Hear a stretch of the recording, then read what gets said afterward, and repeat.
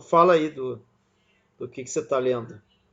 Todo um processo ligado com alquimia, processos transformadores, né? E que o ser humano ele tem que confrontar sempre tudo que existe dentro dele mesmo, o lado agradável e o lado desagradável, positivo e negativo, feminino e masculino, o lado luminoso e o lado obscuro. E que, à medida que ele vai crescendo, ele passa a ter projeções com a pessoa amada, com objeto de afeto. E esses objetos de afeto também levam a decepções, a frustrações, a ilusões. Assim como as relações que nós temos com os nossos amigos, com as pessoas próximas. Sempre uma relação humana leva a ilusões. Assim como na sociedade em que a gente vive. A gente enfrenta uma sociedade em que a gente vai encontrar decepções no trabalho, nos cargos, nos lugares em que a gente projeta a felicidade, o sucesso, o ganho, e também tem frustrações. E é preciso saber lidar com isso para não ter derrotas, decepções que levem o indivíduo a depressões e a mesmo até angústias sem poder sair daquela situação. Então ele tem que, primeira coisa que fazer diante de derrotas, de perdas, de ilusões, de frustrações, é aceitar aquilo e verificar como é que a pessoa vai sair daquela situação para uma situação mais elevada. Isso não é este livro que está falando, ele se baseia no Jung, como eu também gosto de me basear no Jung, né? Os óculos estão aqui meio embaçados. Então, é super interessante, porque ele vai falando do que todo o processo de individuação, de evolução, de crescimento, de aperfeiçoamento, é sempre vivido com derrotas, com decepções, com frustrações e com ganhos positivos que são luminosos, que trazem alegria, felicidade, realizações, mas, ao mesmo tempo, a gente vive momentos sombrios. E aí eu quis dizer que o momento da sociedade que está vivendo hoje é um momento de sombra, desagradável, terrível, e que a gente não pode ficar contra tudo isso que a gente está vivendo, enfrentando, porque isso tem que ser encarado de uma maneira não negativa, como um ódio, como uma raiva, como uma negação, mas saber como lidar com isso, dialogando e vendo saídas para uma evolução, um processo mais depurado de civilização. E que é o que eu estou tentando dizer, que apesar de todos os aspectos complexos que a gente está vivendo, nós estamos trabalhando para um processo mais evolutivo e que não é possível vivermos na sociedade que estávamos vivendo, porque não era uma sociedade satisfatória no sentido econômico, no sentido social, filosófico, humanista, mesmo psicológico, e que vamos, então, procurar um outro caminho de civilização que tenha mais respeito com a natureza, com o meio ambiente, com a generosidade, com as questões econômicas, que não há necessidade de viver com tanto aparato, que podemos viver de uma maneira mais simples, confortável, agradável. O bem comum é necessário que esteja dentro dos planos do homem do futuro. Então, é mais ou menos isso que eu estou trabalhando, que o mundo é unus mundos, como dizia o Jung. O mundo, o homem trabalha para juntar os opostos, o lado luminoso e o lado claro, inverno e verão, dia e noite. Agora, todo fruto, o caroço do fruto, como uma mangueira, como uma manga, né? Uma mangueira e uma laranjeira, ou um abacateiro, ele nasce da podridão daquela semente. A semente apodrece, cai em terra fértil, a semente germina e transforma-se numa nova árvore. A vida é isso, a vida é um ciclo, são ciclos contínuos. E nós estamos vivendo um momento extremamente importante na história da humanidade para uma nova civilização, que não tem mais saída. Aquela que nós vivemos antes do coronavírus é uma coisa. O coronavírus veio, de alguma forma, ninguém sabe como, e marca um processo realmente de possibilidade de um salto qualitativo. Nisso eu penso muito no Teilhard de Chardin, porque ele fala que das aflições entre Oriente e Ocidente, entre as culturas muito desenvolvidas e as culturas pouco desenvolvidas, um homem haveria de dar um salto como um novo fogo na história da humanidade. Então, é baseado nessa possibilidade de confrontos, de atritos e de possibilidade de diálogos, de encontrar novas fontes de conhecimento e de respeito, sobretudo às leis da natureza, o ser humano vai avançar, porque ele ainda é um animal pouco evoluído. E ele precisa evoluir no sentimento, no pensamento, na generosidade humana, na intuição.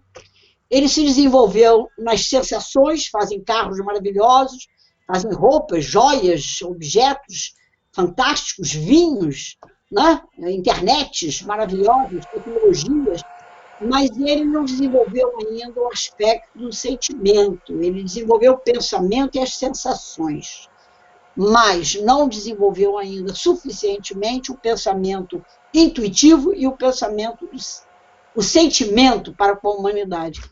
Então é isso aí que a gente está numa travessia, uma escuridão que depois da noite vem o dia, a luz vai surgir na escuridão. Você acha que, por exemplo, os aspectos sociais podem impactar muito? Porque a Europa tem o europeu tem um modo mais frio, porém, talvez ele tenha uma formação melhor, né? Eu digo assim, uma formação de estudo e tal. E aqui no Brasil a gente tem um espectro social muito grande, não só a questão de continental, né? Das, das diferenças entre os brasileiros, mas também uma questão de deficiência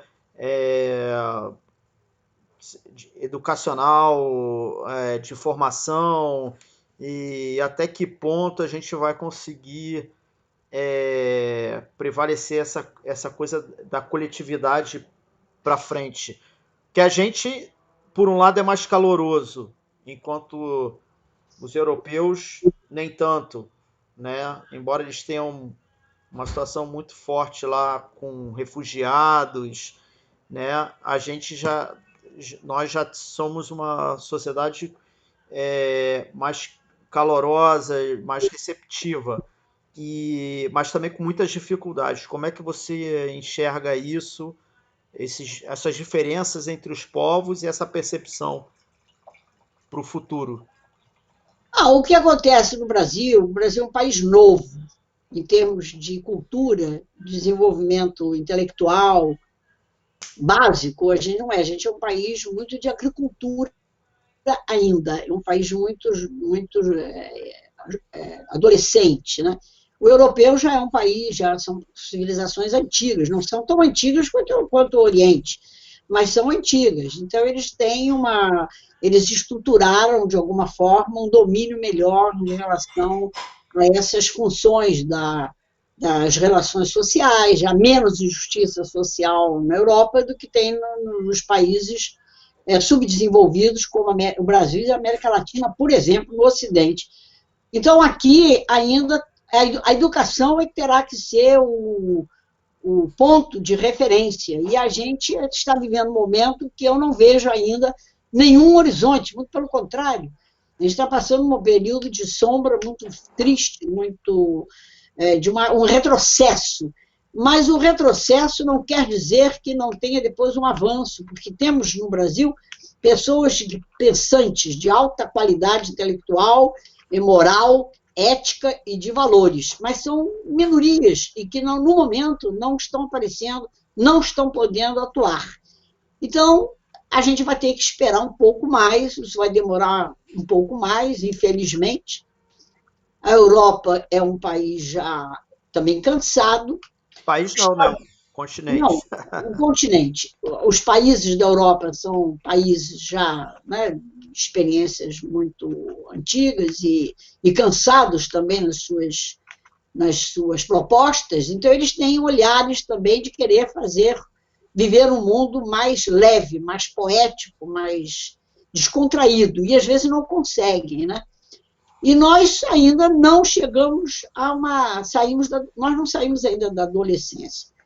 Então, isso vai demorar, infelizmente, vai demorar. Mas aí, no Brasil, a questão aqui tem que ser educação. Só pelo campo educacional é possível ter uma porta de entrada para uma coisa melhor. Agora, como há de ser isto? Eu não sei, né? Os países novos, como são os países da América Latina, eles seguem muito tudo que acontece com o modelo americano ou europeu. Agora, com a entrada muito grande nesses 30 anos de árabes, persas, né, os árabes, os orientais, a Índia mesmo, que tem uma influência maior hoje em dia, budismo, hinduísmo, o orientalismo chinês, japonês, isso tudo está mudando o mundo de uma maneira incrível. Então, a África mesmo está se levantando de uma maneira extraordinária, com todas as suas falhas, com todas as suas explorações, né, que era muito explorada também. Eu acho que isso tudo vai haver um crescimento na história da humanidade. Para mim, o momento que a gente está vivendo vai ser tão importante quanto foi a Renascença. A Renascença marcou de uma forma o aparecimento da imprensa. E agora é o aparecimento o quê? Do celular, do WhatsApp, das máquinas modernas, da tecnologia avançada. E a tecnologia avançada tem uma coisa interessante. O mendigo pobre, coitado, que não sabe ler nem escrever, mas ele usa celular, ele se comunica. Então, ele está tendo uma nova forma de linguagem, de aprendizado, de comunicação, de informação.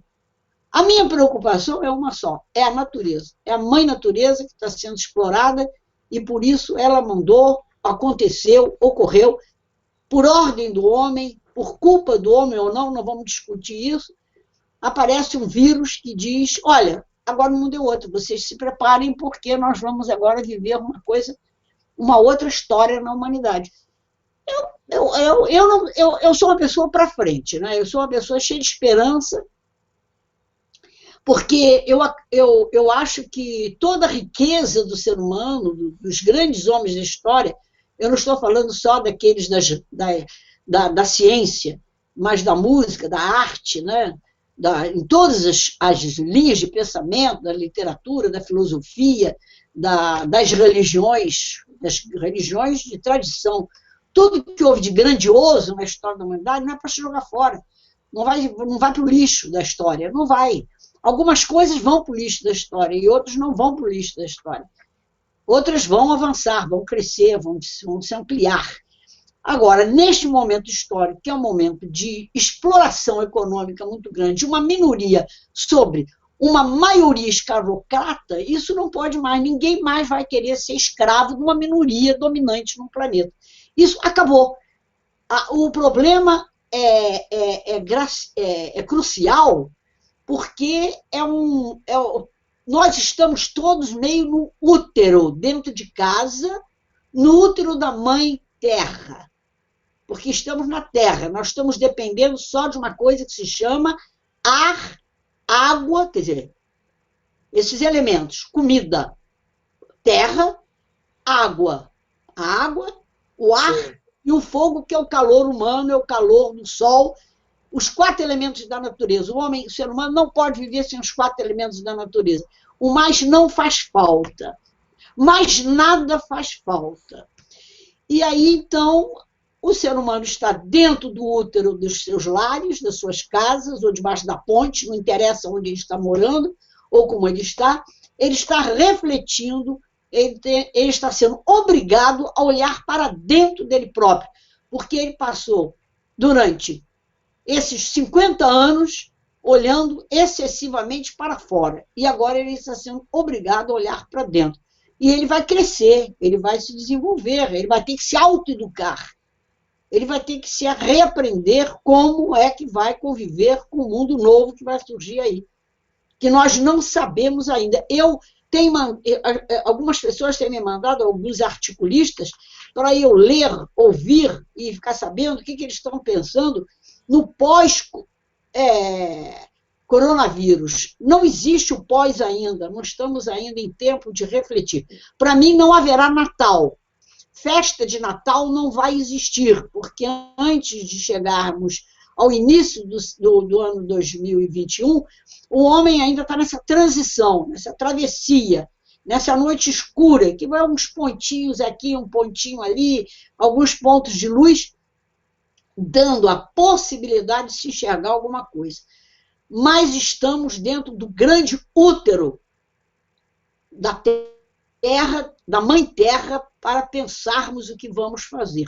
Agora, não devemos perder o tempo com idiotices, com pessoas menores, com pessoas verminosas, com pessoas que são lacraias, que são dejetos, que não servem para nada. Isso eu aprendi também, sabe com quem? Teresa de Ávila.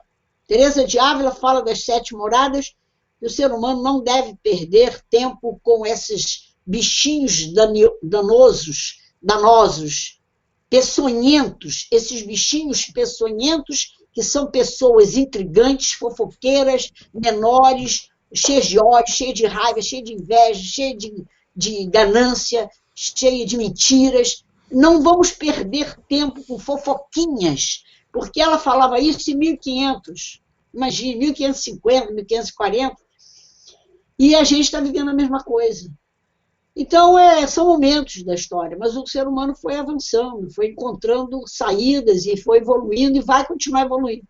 Porque o processo humano é esse, né? É um grande mistério estar no mundo e a gente tem que saber lidar com esse grande mistério que é a vida.